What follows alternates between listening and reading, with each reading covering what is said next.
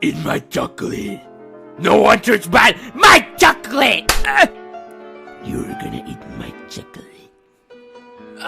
Hey you guys, this is Erico and I am back again on your phone screens, computer screens, TV screens. I'm just back again. Now we guys are doing fantastic.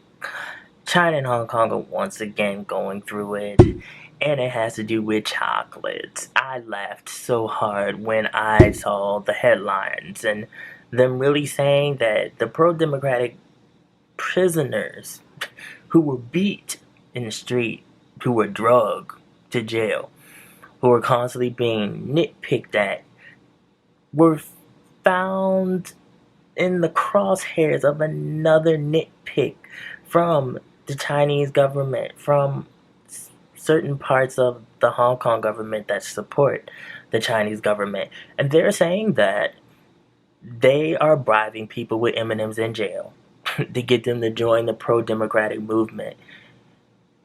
What type of chocolates is it? Is it milk chocolate? Is it dark chocolate?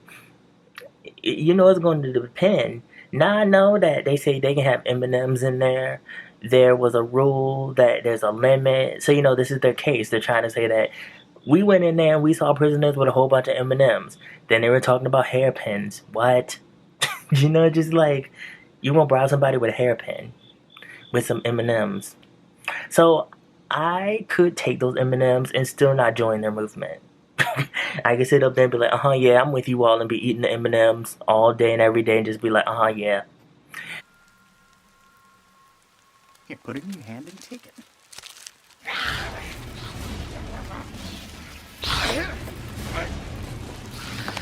For God's sake, Stanman, leave the native alone. This doesn't make any sense to me. So there are lawmakers that have come out and they're saying this is their right. You know, they're allowed to have snacks. They're allowed to have a little bit of something. You know, you already punished them enough. They're already behind bars. What more do you all want? And they're saying no. This is how we feel, that they're trying to cause another uprising to go against the government.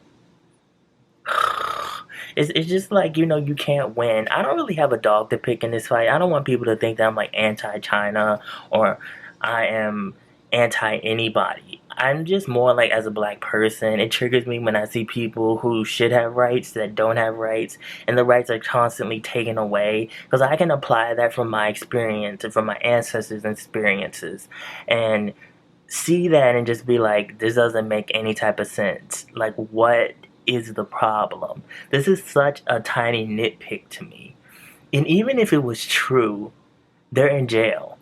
What are they gonna do? I mean, I guess they could reach on the outside. There are still protests. There's nothing they can really do about it. They can try to shut it down. They were saying that it was going against COVID guidelines. But people are always gonna have their own opinions and their own thoughts. And it's really nothing that you can do about that.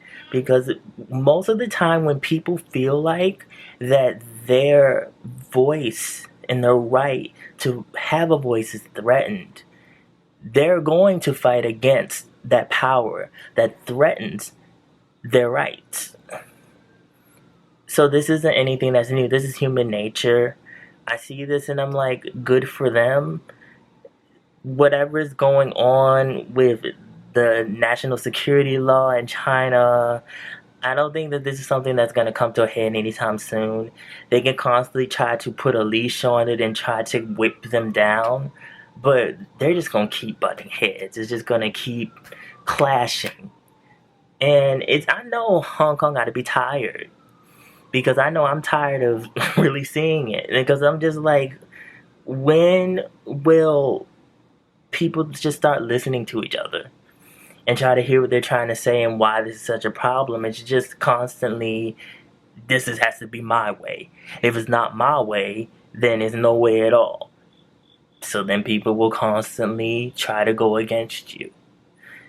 When there are people that are under you and you are the leader or the higher power in ruling everything, you should listen to the people that are under you. Just simple as that.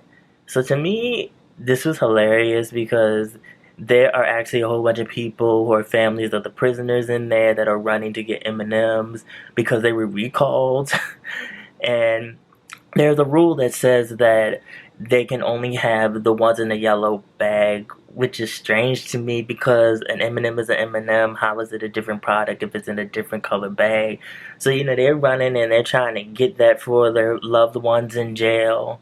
And it's cute, but at the same time, just all of these little weird rules and laws that is really just them jumping on the people of Hong Kong's back and trying to constantly keep them down and pin them to a certain point where they feel like that you are going to have to obey us and it's just going to be this way. And it's sad. It's sad to see this going on. Free the M&M.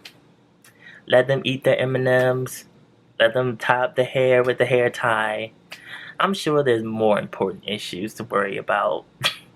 You guys, this is a lot to think about. Follow my social media, mostly my Instagram. I also have a blog on East Asian pop culture. The link is always down in the description box below, along with the link to the article for what I talk about here. And remember, be real, stay real, live in the real, and I will always be back. Even if you like it or not.